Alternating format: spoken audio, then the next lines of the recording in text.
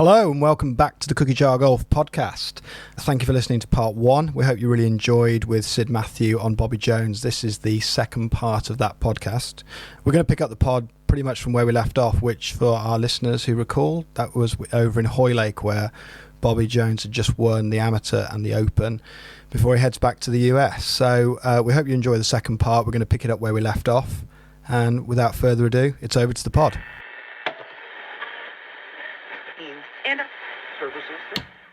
Watch this.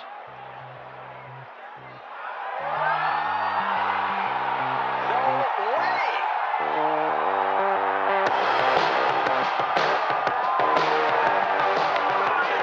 You think he doesn't want to win, Dan?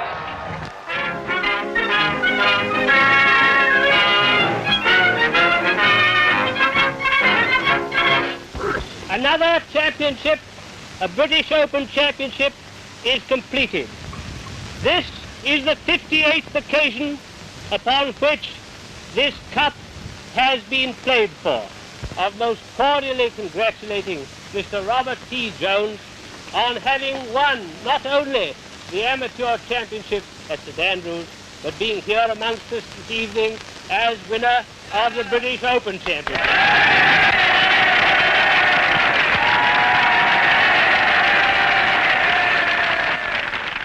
Horton gave him a brand new club. It was called a Walter Hagen concave sandwich, and it looks like a soup ladle or a water ladle, and had this big, heavy base to it and a concave face.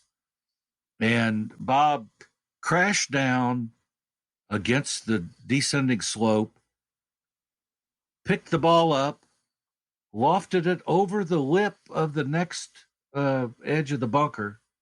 The ball trembled on the edge of the bunker and rolled down and lipped out, finished 4 inches from the cup, saving the Grand Slam. Well, the R&A said right after that, we think that this club is banned because it promotes a double hit. A hit off the first edge to the second edge and out. So they banned it. So could we quote you, Sid, on saying that Bobby Jones won a major with a double hit, won the Grand Slam with a double hit out the bunker? Well, I wasn't there to see it, and the film doesn't show it, but I played with the concave sand wedge, and it will cause that kind of phenomenon. So I would not deny that that's what happened. Yeah, the way to win championships, in other words, there's 3 of them that were made with illegal clubs. And, we had the big fight about square grooves about a dozen years ago, which is very interesting because, Karsten was making deep grooves. Well, that's nothing new. Jock won in 21 with them. But they ended up changing the dynamic, the specs, to make it so that you couldn't unfairly cause backspin to the ball. And of course, Callaway later made drivers with a trampoline face, and they banned that as well. It's funny how these debates around technology, and obviously the most notorious one at the moment is the debate around distance. They aren't new, as you say. They've been around before. People have voiced their concerns before, and particularly architects as well, back in the 20s and 30s, talking about the ball going too far. The other interesting thing that happened there is the R&A saw Karsten's lawsuit, and they ingeniously put the clubhouse in one limited company, put the £2 billion in another company, and put the rules making and the championship in another company that had no assets. So if you want to sue them, you can sue a company that has no assets, because you can't touch our clubhouse and you can't touch our money. And I've always wondered how come the USGA has not done that, because there may be some fellow like Karsten that comes along and separates them from their coins. But that's a interesting footnote. So Hoylake becomes a really special place for Bobby, doesn't it? Because he's, it's I think it's the first time he's played links golf in the UK when he originally came there. I might be wrong on that. Yeah, it will, and of course, he played Sunningdale in 1926 as a tune-up in the Gold Vase tournament. And who was it? Tom Wallace, who said, Bob asked him if he was going to play in the Gold Vase. He says, no, I don't like vases. But he met Jack White, who won in 2004. He won the Open in 2004. And he was the pro at Sunningdale. Bob shot 66, just an obscene score. 33 putts, 33 strokes. It was, O.B. Keeler said it was a perfect round of golf because it was symmetrical. And the important factoid is that Jack White was a terrific club maker. He was at Gillen, and he was also at Sunningdale, and he produced a handful of drivers to Bob Jones, and Bob tried them all out and picked one of them for the Grand Slam Club that turned out to be his Grand Slam driver from 1926 to 1930. And he named it Jeannie Deans, who was the heroine in Sir Walter Scott's A Heart of Midlothian. Her sister was falsely accused of baby murder. If the baby wasn't a boy and it was a girl, they offed the baby. And so they charged Effie Deans with baby murder, and Jeannie walked to the garden of the Queen, Caroline, and beseeched her to save her sister's life, and successfully so. And so Bob Jones named his driver after Jeannie Deans, who saved her sister's life. Remember, he had a degree in English literature in 1924 from Harvard. And so, being an educated guy didn't hurt him at all. And so when he's done this, I mean, just talk to us, Sid, because he's, I think he goes and plays a couple of exhibition matches, principally Oxhay, I think, with Ted Ray, and he, also sort of blessed our club Blackwell with his presence the day after. He must be in a state of just chronic fatigue by now. Where's he at physically at the moment? Because he's got to round off a few sort of loose ends in the UK, get back on the boat, get back over to the US, and he's got to play 2 more majors. Where's he at in terms of his physical health at the moment? Well, he is operating on auxiliary batteries. He's tired. Secretly, he knows he's going to quit. And he tells his best friend and biographer, O.B. Keeler, I'm done. But they didn't make the announcement. But when he came back over, he had won the Amateur and the Open, and the secret is out now. Bob, are you going to win? Are you going to win them all? And so they're hounding him. And he goes to Interlaachen, and the press is trying to get after Keeler and to spill the beans. And Keeler comes out of the shower and wraps a towel around him. He's got a big highball drink in his hand, and he stands up on a stool, and he repeats the lines of Hilary Block's poem, "If I should ever become a rich man, or if I'm ever to grow old, I'll build myself a deep thatch roof to shelter me from the cold. I'll have my house on a high wood within a short walk of the sea, and the men who are boys when I was a boy shall sit and drink with me." And he was presaging Augusta National because Bob always wanted to get away from the madding crowds. The pressure was way too much. At Hoylake, you could hear the ice in his glass shaking like rocks because he was trembling. And I am now going to ask Mr. Robert T. Jones to come and accept this cup, representative of the Open Championship of the United States of America.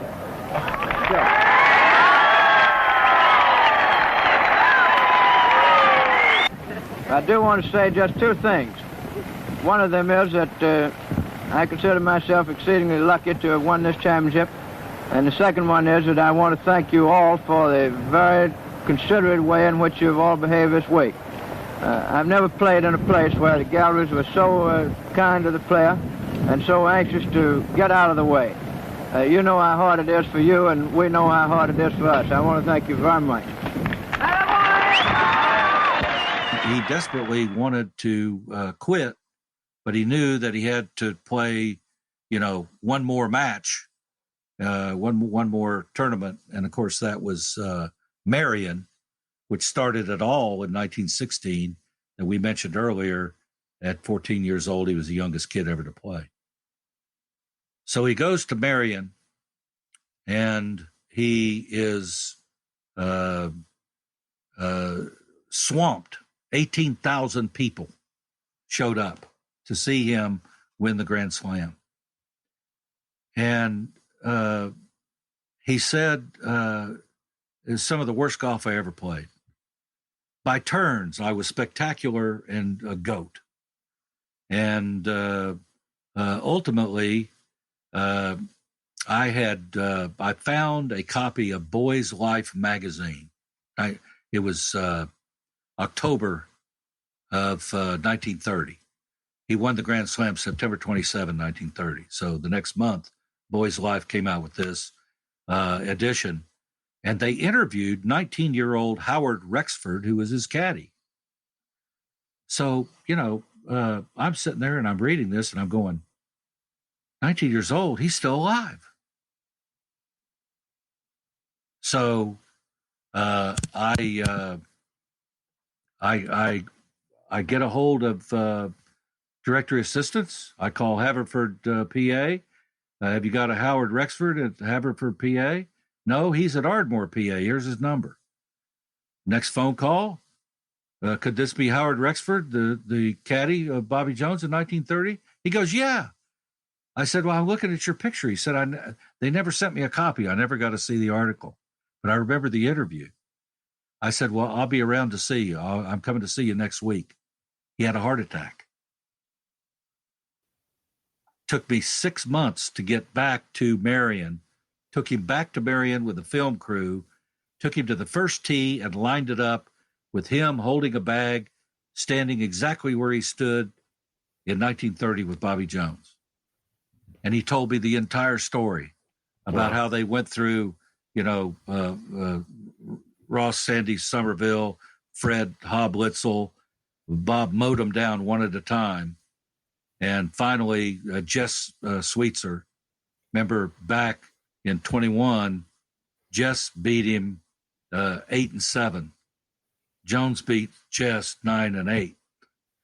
And that's why Jess Sweetser said Bob was always one up on me.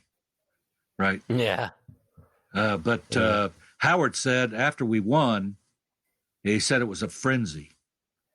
And he said, Bob came up to me and he shook hands with me and he had something in his hand. And I took it and stuck my hand in my pocket and I ran down in the woods by number 18 and I opened it up. He said there were 15 $10 bills.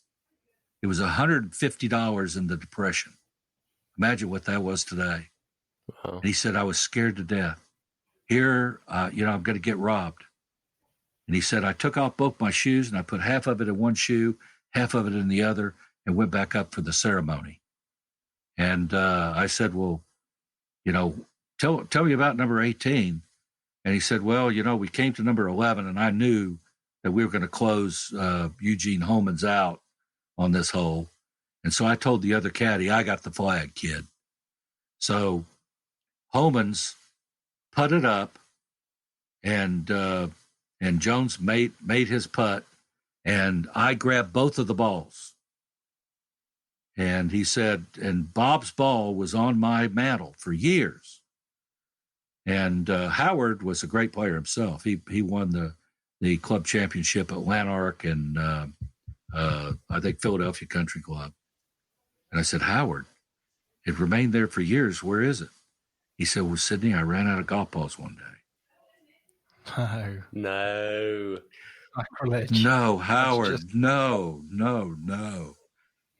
But Howard was a hoot. He was a trip. And he said later, when I got married, Bob Jones sent a cut crystal fruit bowl. Dear Howard, heard you were getting married. Best of luck, Bob Jones. He said he was just prince of a guy. And, of course, once Bob won the tournament, it was Katie bar the door. Immediately, it was about a month later, Jack Warner signed a contract for Jones to do 12 one-reel films called How I Play Golf.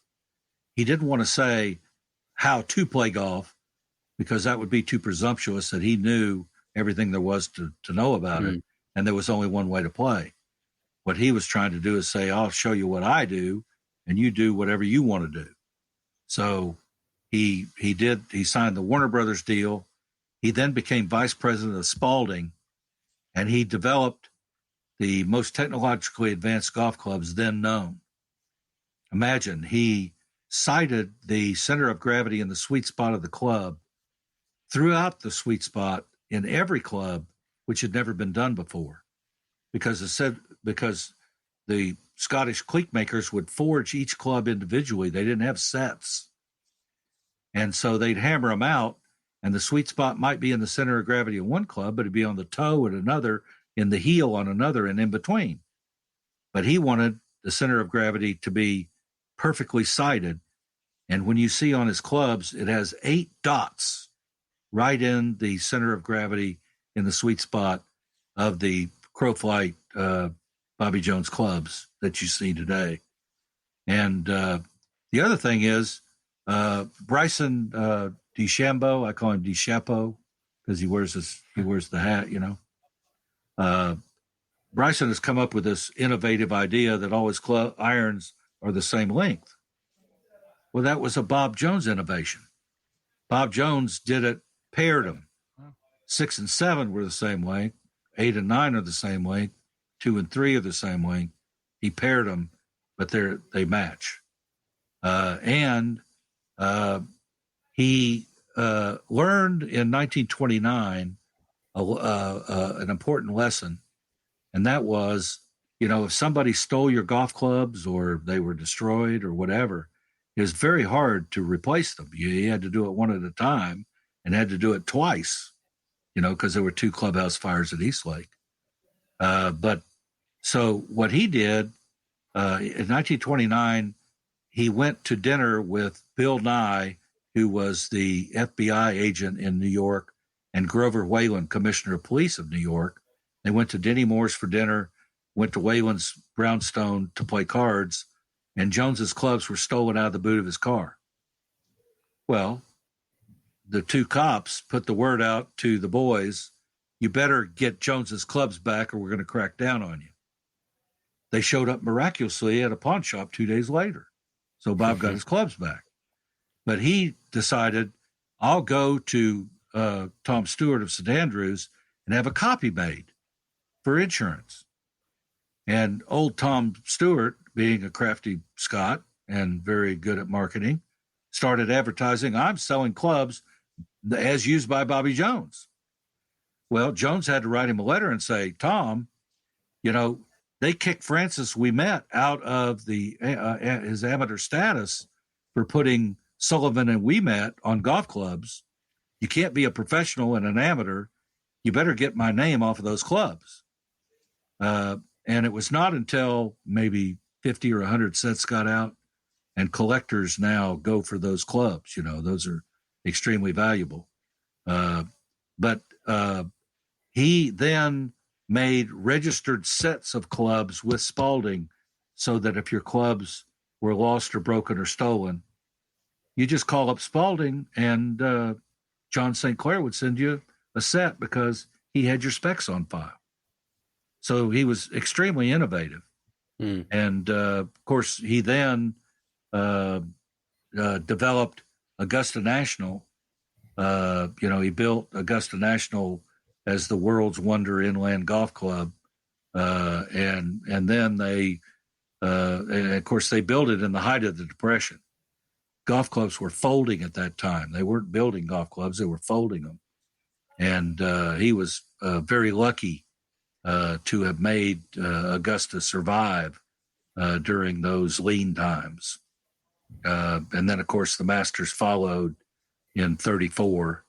And one of the members, Grantland Rice, said, in order to bring in some revenue, we could probably get some money from the gate. And I'll get all of my baseball writers who go down to the Grapefruit League in the winter in Florida, and I'll drag them up through Augusta on their way north, and they'll write about it, and we'll get some gate money. Well, very few people showed up. The gate didn't show up. So Alfred Severn Bourne, the Singer sewing machine magnate, had to reach in his pocket and come up with the $5,000 to pay all the players in 34. And then it wasn't until the next year that Gene Sarazen hit the shot around the world, heard around the world, on number 15, double eagle to tie Craig Wood and to win the next day in the playoff. And then all the sports writers ballyhooed that, and everybody showed up the next year because they wanted to see somebody hit another double eagle. Sid, just on Augusta National, so I might be wrong here, but Bobby Jones collaborated with Mackenzie on the design, and there's a story I read somewhere. You'll be able to say whether it's bogus or not, but that he played, I think, out in Pebble Beach in a tournament, and then had the opportunity to go and play Cypress Point. I think maybe he hadn't made, he wasn't in the remainder of the tournament, went and played Cypress Point, and I think that was then kind of the inspiration of sort of when I go and design my masterpiece, I want to do it with Mackenzie. Is there some truth in that? Is that? Yeah, the East Lake was originally laid out by Thomas Bendelow in 1906, 1907. Bendelow is from Chicago. He did over 400 golf courses. He would come and just pound stakes in, and the golf course was clockwise, and they played on it. It had 3 par 4.5 holes on the course, and 2 of them were in a row. So after playing it for 10 years, they thought that it was the death march to the Bataan. I mean, it was very grueling to play, and so they got Donald Ross to reroute the course and change it from clockwise to counterclockwise. And then it worked. And once you think about it, St. Andrews was clockwise to begin with. You played from number 1 to 17 was the first green. And you went around clockwise and finished at 18. That way you could see all the bunkers. They still play on April Fool's Day, the reverse course, where you could see all the bunkers. And then they changed it to counterclockwise, built number 1 green, which was brand new, changed some of them to double greens, but there was some magic to reversing the rerouting. And so that happened in 1913-14. So Bob Jones knew Donald Ross, very well, and they hired him in 1928 to build the number 2 course at East Lake and Highlands, the summer course, where Jones tuned up for the Grand Slam in 29. So Bob Jones knew all about Donald Ross, loved Donald Ross. But Mackenzie knew St. Andrews, and that's the key. Mackenzie did the first line drawing of St. Andrews in 1924, and Mackenzie was allowed to do some touch-ups on the course, but he knew the magic of St. Andrews, and that is, you never play the same shot twice. You never play the same game. Every round is different, which is the essence of golf. The essence of golf is variety. The essence of golf is adventure. You'd never play the same course twice. There's the weather changes. There's all wind changes, all kinds of grass. Everything changes. And so variety creates the most enjoyment. And that's why St. Andrews was the course that if Jones ever had to be sentenced to play on one course the rest of his life, it would be St. Andrews. So he always talked to Mackenzie in terms of the golf course architecture, shot values, that sort of thing. It was such that he met Mackenzie in 21 because he was there. And then in 26 and 27, O.B. Keeler walked every shot with Mackenzie that Bobby Jones played. So imagine they're talking about the best shot values. Now, at the same time, Bob becomes an associate editor in the American Golfer magazine that Travis edited and then later Grantland Rice. And they had an ongoing dialogue of articles by Max Baer and Maxwell and everybody who was anybody in golf course architecture, arguing back and forth what the essence of golf is and what golf architecture is. So Bob was intimately involved in that. And in 1929, Bob went out to play in the amateur at Pebble Beach, was knocked out by Johnny Goodman in the first round. He's twiddling his thumbs, he's bored. But he goes to play Pasatiempo, which Marion Hollins had hired Alistair Mackenzie to design for her. She was one of the most magnificent people in golf because she was a champion golfer. She understood golf inside and out. She invested in the Kettleman oil fields in Southern California, and they hit in the height of the Depression. She was one of the richest people in California and invested all of her money in Pasatiempo. And Mackenzie had his house on the 6th hole, still there.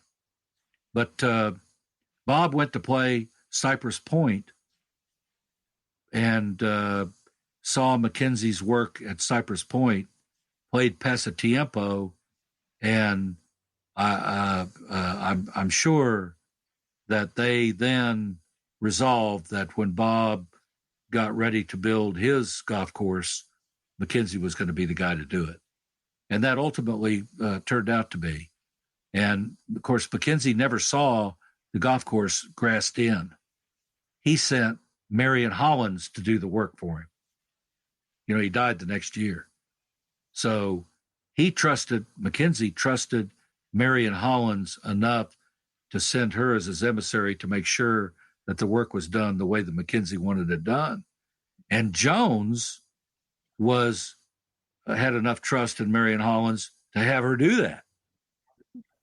And that all, I think, fits nicely with the trip that Bob took in 29. Interestingly, during the Depression, around the same time, Mackenzie writes a letter to Cliff Roberts. And he says, Cliff, you know, the Depression here in California is very severe. It's so bad that I've sold my golf clubs and I'm down to my last $100. Could you please see fit to give me an advance on my work done for Augusta National? Cliff writes back, Dr. Mackenzie, we're not immune to the Depression either. We're just as broke as you are. Be glad you have $100 and make sure you finish the work on time. Sincerely, Cliff. They never paid. And he was a huge financier, wasn't they he? never paid Mackenzie for his work. Wow. Which is interesting. It's interesting. That's incredible. The just rounding off the legacy of Bobby Jones, Sid, you talk about him being and in fact there's a wide consensus of him being the sort of greatest gentleman to have played our game. He was renowned for being extremely modest in victory and always being very gracious in defeat too, the rare occasions he did lose. I think something that isn't really talked about all that much is that he obviously served in the war as well, despite the fact he qualified for 2 medical exemptions. And I think he's quite a patriotic character, but also quite a global star in the sense that he attracted a huge following wherever he went. And the story of him returning to St Andrews in 1936 and being, flocked by throngs of people on either side of the fairway when he just played a friendly round there is quite a poignant one as well. Yeah, Bob was so interested in being in the action. And he was 39 years old, when Pearl Harbor hit. So he wanted to get in the action. He had 2 exemptions, and he didn't care. So he went down and insisted on being given something to do. So they put him in charge of the citizens who were trying to alert everyone against a foreign invasion by sea on the East Coast. And Bob thought that was just a bunch of hooey. He wanted to be on the front line. And so he went to some of his golfing buddies who were commanders and insisted that he be sent to officer school in Leavenworth. And then he was shipped over to England and landed at D-Day +1. And we have a professor at Brandeis, Professor Peter May, who is now writing about that. We've been corresponding over the last several months, and he's writing about Bob's World War II experiences. I had gotten a audio tape between Bob and Wright Bryan, who was WSB Radio Atlanta. And of course, Bob couldn't tell where he was. They had to talk about golf. They couldn't talk about the war. But he did, get over to Great Britain. He landed D-Day +1 and stayed for a couple of months. They were bombing the V2 rocket sites in France and also bombing the bridges along the Seine River to keep the Germans from advancing too fast. And we have his army file burned down in a fire in Colorado, I believe. It was a storage facility. But we've been able to recover some other of his files from the USGA, Army files. And it's fascinating to see because Jock Whitney, who was one of Bob's friends, he owned a plantation here about 20 miles away in Thomasville. General Eisenhower was here 5 times because his Secretary of the Treasury owned Milestone Plantation, Humphreys, Mr. Humphreys. So Bob was here in Thomasville talking with these guys. And imagine Jock Whitney was like Bob. He showed up and they didn't give him anything to do. So he and his buddy commandeered a Jeep to go see some action. Well, they got in the middle of a German battalion that surrounded them and captured them. And they were put on a boxcar headed for Germany. And they stopped at a water station, and a downed air pilot unpadlocked the boxcar, and Whitney was able to escape. So you can imagine Jones, Whitney, and Eisenhower all in the same room with libations in their hands talking about this stuff. It's fascinating. Incredible. I suppose there's always the Eisenhower tree as well. So I'm guessing that's where some of that comes from. Is that right? Well, Cliff was very interested in becoming close friends with Eisenhower, later became his financial advisor. They were both in New York. Eisenhower was president of Columbia University. Cliff was part of Reynolds and Company. So he was very close friends with the general, and that's why they invited him. And they knew he was crazy about golf. That's why they invited him to come down and play Augusta, and then ultimately become a member, and then ultimately to build Mamie's Cabin to make sure that he wanted to come back. And Mamie's Cabin still exists today. Yeah, it's interesting. If you look at a lot of the photographs of that time, Eisenhower brought his entire cabinet to Augusta, and they're walking the fairways as they're coming up to have a cabinet meeting, and discuss a lot of the, important details of the day. So he used it as a little White House, so to speak. And of course, Jones and all of the members loved it. I don't think Eisenhower missed a Thanksgiving. They were all at Augusta. We've got him in the trophy room carving the turkey.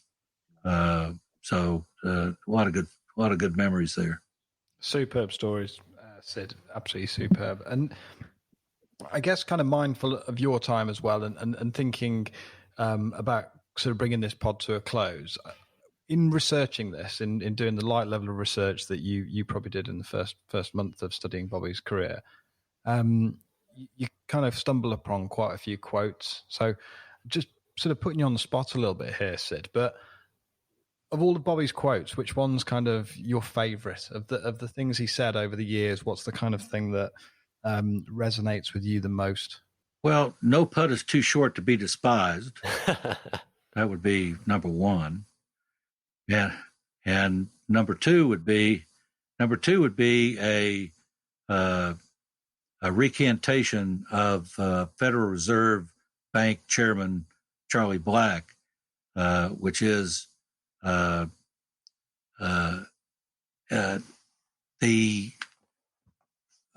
best shots in golf are mere accidents, and the worst shots at least good exercise. And Bob, after being ballyhooed his entire life, he was a genuinely modest person. He didn't really go in for a lot of the backslapping, glad handing, hero worshipers. He was very kind of a quiet guy, and he never really dined out on his celebrity. He never really tried to cash in on it. And one of his wife Mary's favorite poems was by Grantland Rice, called Past Glories, because it kind of summed up her admonition to him not to get the big head, and to try to be somebody that you weren't. But it goes something like, dream, if you will, of the fame that once made you one of the upper set, but only remember they rarely remember as quickly as they forget. Too many have rushed to the heights you surrendered that only the mob can see. Just please don't expect you can ever collect for the champion you used to be. You had your fame and you had your glory, but time sets a dizzying pace. They fill the gap in a blasting hurry the second you quit the race. So dream if you must, if there's nothing better for the old cheers loud and free. Just please don't expect you can ever collect for the champion you used to be. And he never did try to cash in on his celebrity, all the way down to the time that he was stricken by this rare nervous disease, syringomyelia, which caused constant throbbing pain from the neck down, such that he was reduced to one leg brace, a second leg brace, a wheelchair, and there was no cure for it. And if anybody ever said, "Oh, Bob, it's too bad," he would say, "Hey, listen, I had the best that life could offer. And, you play the ball where it lies. Everybody does. You have to rise above your circumstances, in other words. And let's not talk about me. Let's talk about you. How are you doing?" That was always the way it would go. Herb Wynn would always relish going to the Bob Jones cabin every year at Augusta. And Bob Jones III's wife, Frances, would serve as the hostess. And Herb would say, I'd go in and there'd be Bob sitting in his wheelchair. And he would say, "Hey, you old rascal, how are you doing? Would you like something to drink?" And Herb said, I was on my best manners. "Well, Bob, what are you having?" And Bob would say, "I'm going to have a Coke." And he said, "Well, I'll have a Coke." And Bob would say, "Well, Herb, would you like your Coke in a glass or the bottle?" And Herb said, "My mama taught me properly, so I said, I'll have mine in a glass." And so Bob would turn to Frances and say, "Frances, we'll have 2 Cokes, one in a glass." That was the kind of humor that Bob had. Dr. Ed Ryan was the doctor in 1926 at Scioto. When Bob woke up, he had this huge stomach. He couldn't keep anything down. He was just projectile vomiting. And the nausea was so bad he couldn't play golf. So he knocked on Dr. Earl Ryan, his door, and he gave him some Pepto-Bismol type stuff, Epicac or whatever, and calmed him down. And Bob was able to go and hit a 340-yard drive on the last hole to overhaul Joe Ternisa and win the Open Championship at Scioto in 26. 20 years later, a guy knocks on Dr. Earl Ryan's door. The old man opens up the door. "Can I help you?" He said, "Do you recognize me?" He says, "No." He said, "Well, I'm Bob Jones. And 20 years ago, I knocked on your door and you gave me some medicine that helped me win that golf tournament. I just came back to thank you for it." Powerful stuff, and brilliant words and examples to live by there, Sid. Thank you so much for being so generous with your time and all the great work that you do on making his legacy better known. It's he's a fantastic character who transcends politics, sport. He's an impressive intellectual. Obviously, the Masters as well is his living legacy as far as tournament golf's concerned. And we really appreciate you taking the time to come on. Just for our listeners, where might you like to point them if they want to read more about Jones and understand his life and get a bit more detail on it? Well, we now have the luxury of a couple of dozen books on Bob Jones. And all you got to do is just go to Amazon and Google it, and up will pop, Mark Frost's book on the Grand Slam, and Ron Rappaport's book on the Immortal Bobby. And, you could probably pick up a copy of Life and Times of Bobby Jones. And there's a whole series of books now. We have an embarrassment of riches, but everybody ought to do a podcast on Bob Jones. Everybody ought to write a book, and everybody ought to do a film. One of the things that he did that was very telling is that Arnold Palmer was one of our greatest heroes, and a guy named Jack Nicklaus is overhauling Arnold Palmer. And everybody's scared to death that Arnold's going to be dethroned by this guy named Jack Nicklaus. And so the gallery in Augusta, Arnie's Army, all of a sudden you'd hear a shout come out, "Miss it, Fat Jack." And Jones was appalled by that. So he got down and took out a piece of paper and he wrote some suggestions on watching the Masters. that is still published in their little booklet that they give you every year. And it says, patrons of the Masters. If we're to be regarded as the most knowledgeable and sensitive people in the game of golf, which I'm sure that we are, if you are to earn that, these displays of unsportsmanlike conduct have got to be completely eliminated. We cannot applaud misplays of misfortune or, bad luck. And certainly not attack any player and applaud their bad shots. We can't have that. If we're going to be, the most civilized golf tournament in the world. And of course, that just goes to show you how sensitive he was and how empathetic he was. Bob Jones really believed that golf was a gentleman's game, a ladies and gentlemen's game, and the greatest golf, the greatest game ever invented. And he wanted everyone to appreciate that. And I think that's his greatest legacy. But thank you very much for doing this, spreading the legend. You should do it every year. Find somebody who really knows what they're talking about next time. And good luck to both of you. No, we've really enjoyed it, Sid, and thank you very much again for joining. It's been an absolute blast. Guys, we hope you enjoyed that. And before we cut, we actually carried on talking for a long time, and funnily enough, actually left the record still running. So we're going to just kind of let it play out a little bit more. Sid goes on to talk about St Andrews a little bit, which is fascinating stuff, and also kind of Bobby's links to the town. So a little bit of bonus stuff for you at the end. Anyway, thanks again, and we hope you enjoy, and stay listening. And that is what Mackenzie really understood was the USGA wants to put rough that is 2 feet deep on both sides so that you have to be a donkey to play it. You got to have blinders on both sides. Play straight on the green, 2-putt, boring. Yeah.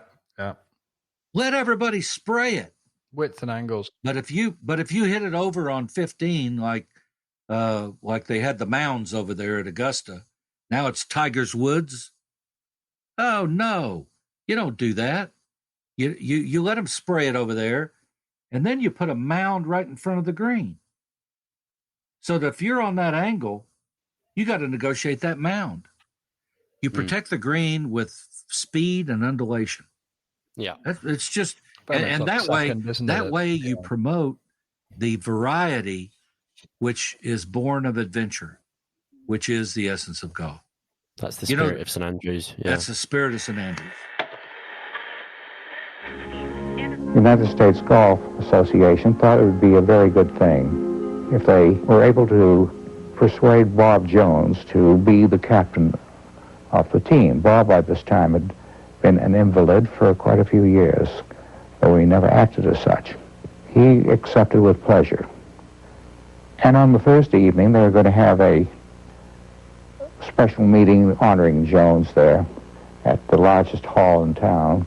And I went with Billy Joe Patton. Jones had his leg attachments on at that time. He'd been helped onto the stage. But when the provost introduced Bob Jones, two amazing things happened. One, Bob sprang to his feet without anyone helping him and made his way to the microphones in a gesture that showed you how alive he was to this special situation. I just want to say to you that this is the finest thing that's ever happened to me.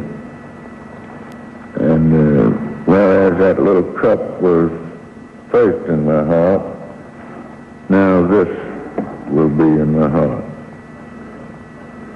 I could take out of my life everything except my experiences of St. Andrews, and I still have a rich, full life.